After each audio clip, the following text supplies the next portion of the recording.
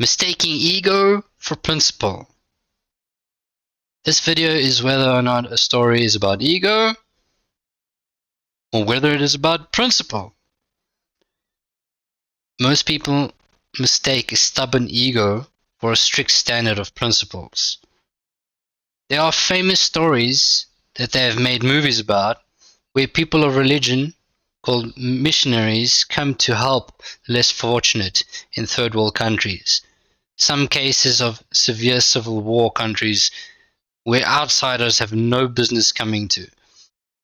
The story is a question of the missionary's ego of ideals or a story about principles and trying to change what is. I will explain why the story is about principle.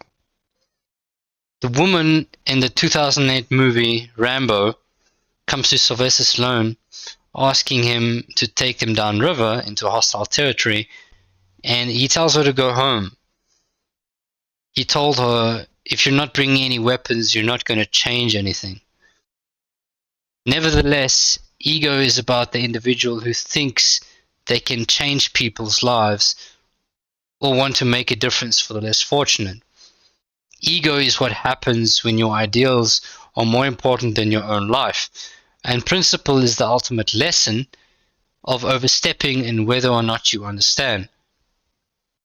In other words, violence is what happens when you do not respect what is.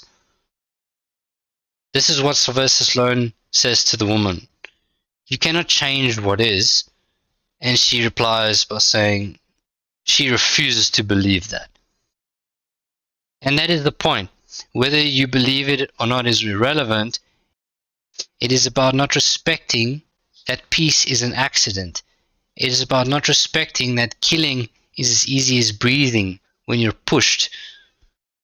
When you do not respect the ego is what happens when your life does not have enough meaning on its own merit, but rather for the sake of religion or for the sake of your ideals, regardless of the consequences.